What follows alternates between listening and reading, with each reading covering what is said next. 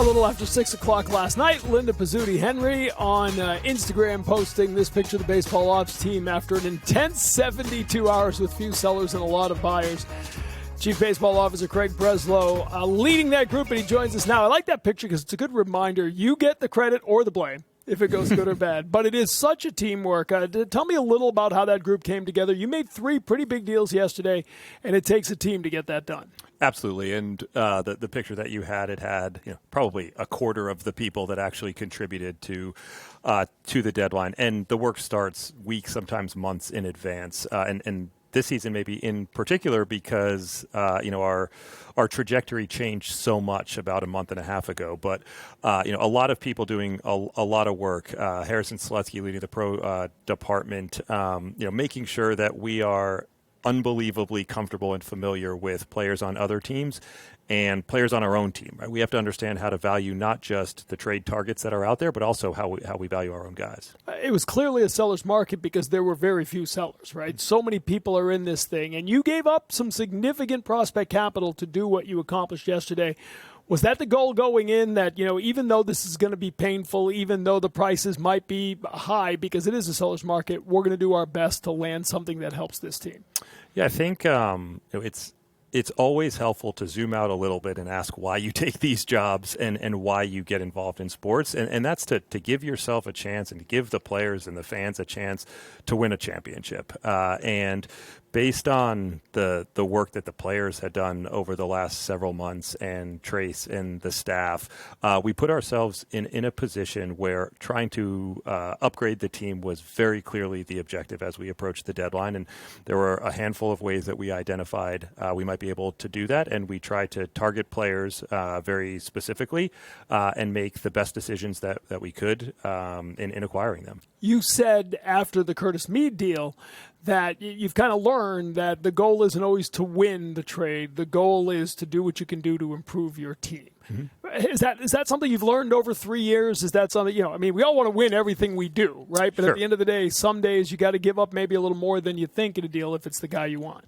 Yeah, and maybe what it really comes down to is reframing what it means to win, right? And I think often we can get caught up in what's the value of this player that we brought in relative to the value of the players that are going out, when, kind of winning a deal may be upgrading the team in the position that you needed to with the opportunity that you had in front of you. Rutschman comes in, obviously on the IL right now, but a 3-time All-Star, been to the playoffs. Gives you a lot of experience that this team maybe didn't have as much of. What does he mean to this team? Yeah, it's easy to start with what he means on the field, and, he's an elite, an all-star level catcher. But I think there's a lot more beyond that. He's got, this unbelievably impressive pedigree.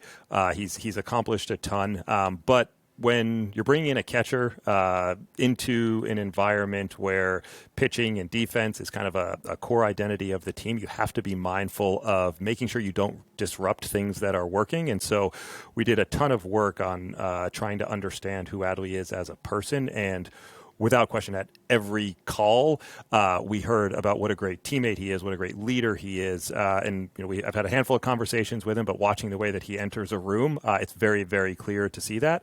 And when you see what some of the folks in Baltimore had to say about his departure, I think you understand the impact that he can have on a clubhouse. But you get a guy who's on the injured list. How much did that factor into whether or not you do this? And again, going back to the front office team, how much you rely on your medical group to be able to give you guidance here? Sure.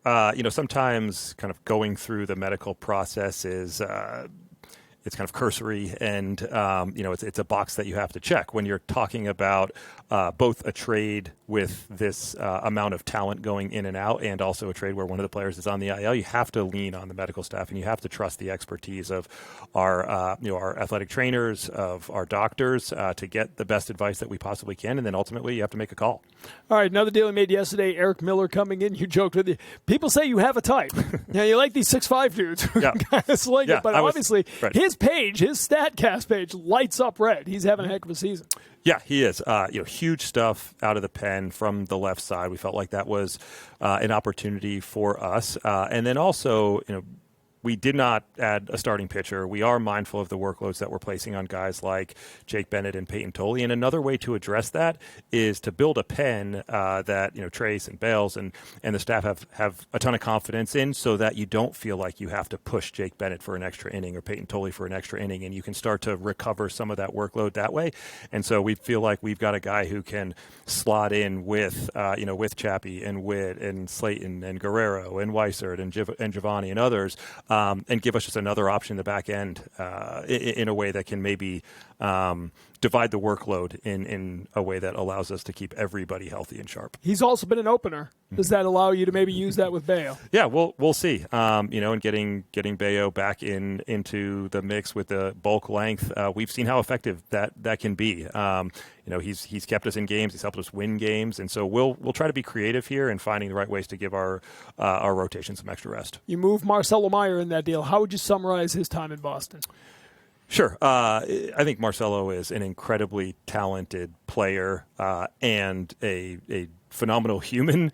And it didn't work out here, I think in part because, he wasn't on the field for as much as we would have hoped. And, at times the performance wasn't probably what he had expected and what he's capable of. But he's going to be a really good big leaguer for a really long time. It's going to happen with the San Francisco Giants at this point. But from the standpoint of like who he is and his desire to get on the field and prioritize baseball, I've seen a lot of the commentary. It is just completely untrue. Like, this is a guy who cares deeply about the Red Sox, cared deeply about the Red Sox. I'm sure he still does. He's got close relationships with a number of people here.